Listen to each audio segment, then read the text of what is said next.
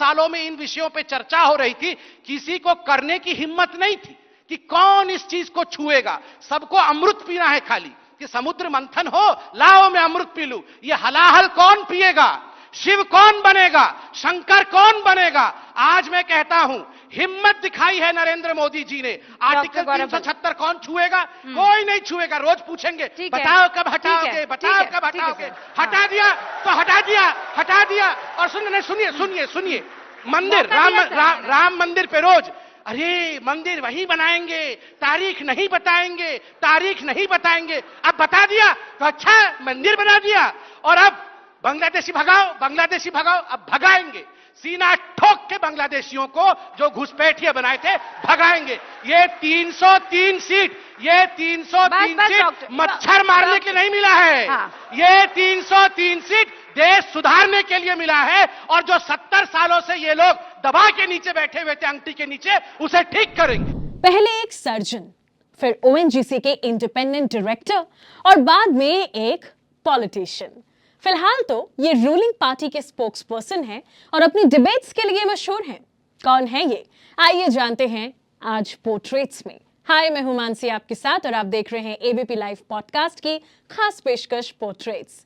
इनका जन्म हुआ एक उड़िया परिवार में, रविंद्रनाथ पात्रा नाम के एक व्यक्ति के घर में 13 दिसंबर 1974 में, बोकारो स्टील सिटी में, जो कि उस समय बिहार के धनबाद डिस्ट्रिक्ट में आता था और अब ये झारखंड के बोकारो डिस्ट्रिक्ट का पार्ट है। इनके पिता बोकारो स्टील प्लांट में काम करते थे। इनकी स्कूलिंग बोकारो के चिन्मया विद्यालय से हुई। अब डॉक्टर बनने की इच्छा थी तो इन्होंने अपने दिल की सुनी और एमबीबीएस किया Veer Surendra Sai institute of medical science and research Sambalpur से 1997 में, और एमएस की जनरल सर्जरी में 2002 में कटक शहर के श्री रामचंद्र भांजा मेडिकल कॉलेज एंड हॉस्पिटल से।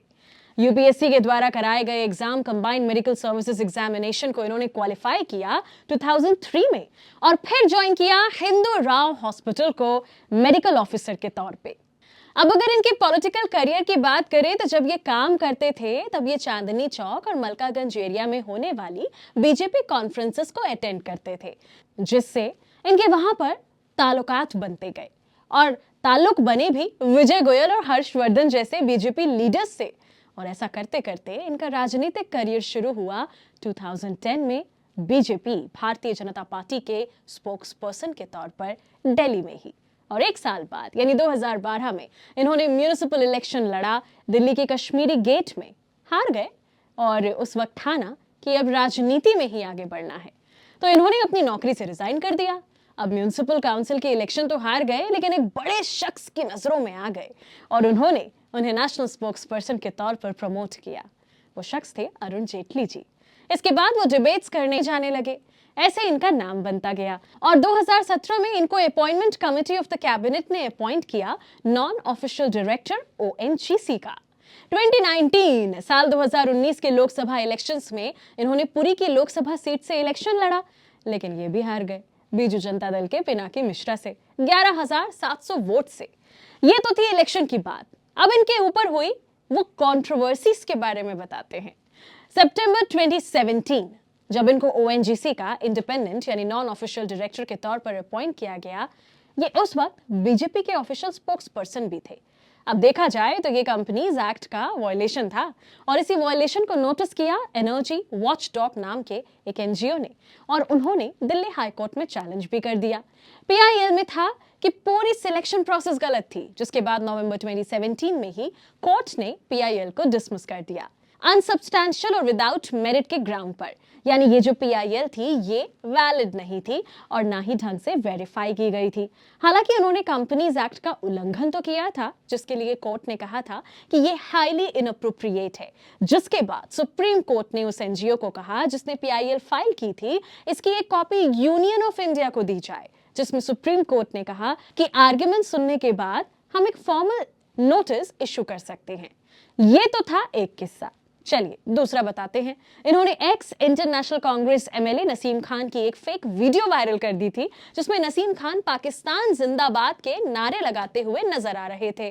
बाद में पता लगा कि ये तो फेक वीडियो है, जिसके बाद इनके खिलाफ मुंबई में पुलिस कंप्लेंट हुई। लेकिन सबसे ज्यादा चर्चा में ये तब आए जब 12 अगस्त 2020 में एक डिबेट शो के दौरान इंडियन नेशनल कांग्रेस के स्पोक्स पर्सन राजीव त्यागी पर ये गुस्से में चिल्ला दिए और इनकी तुलना जयचंद से कर दी। फिर कहा कि ये नकली हिंदू हैं जो सर पर तिलक लगा के घूमते हैं। उसी डिबेट शो के खत्म होने के बाद राजीव त्यागी जी को हार्ट अटैक आ गया। उनको तुरंत हॉस्पिटल लेकर भागे, मगर कुछ देर की ट्रीटमेंट के बाद उनको मृत घोषित कर दिया गया। इसके बाद कांग्रेस पार्टी ने इल्जाम लगाया कि डिबेट के ये मॉडर्न एग्रेसिव मेथड्स ही राजीव त्यागी जी की मौत का कारण है, और फिर ट्विटर पर लोग इनको मर्डरर कहने लगे। इनकी कंट्रोवर्सीज की लिस्ट थोड़ी लंबी है। इनके अगेंस्ट 2020 में एक नॉन कॉग्निजेबल रिपोर्ट आई, जिसमें आरोप था कि इन्होंने जवाहरलाल नेहरू और राजीव गांधी को डिफेम किया है। फिलहाल 2024 की अगर हम बात करें तो एक बार फिर अपनी कंट्रोवर्सीज की वजह से पॉपुलर हो गए हैं। वो ये है कि एक इंटरव्यू में इन्होंने कह दिया कि भगवान जगन्नाथ भी प्राइम मिनिस्टर नरेंद्र मोदी के भक्त हैं। जब सोशल मीडिया पर इनकी ये वीडियो वायरल हुई तो अपोजिशन के लीडर्स ने इन्हें काफी क्रिटिसाइज किया, जिसके बाद इन्होंने क्लैरिफाई किया कि वो गलती से उनके मुंह से निकल गया था, स्लिप ऑफ टंग। इसके लिए इन्होंने माफी मांगी और कहा कि ये 3 दिन का फास्ट रखेंगे अपनी गलती के प्रायश्चित के लिए। ये हैं डॉक्टर संबित पात्रा। वीडियो अच्छी लगी हो तो इसे लाइक शेयर करें, एबीपी लाइव पॉडकास्ट को सब्सक्राइब करें। हाजिर हो जाएंगे एक और व्यक्तित्व के साथ जल्द ही हमारी इस पेशकश पोर्ट्रेट्स में।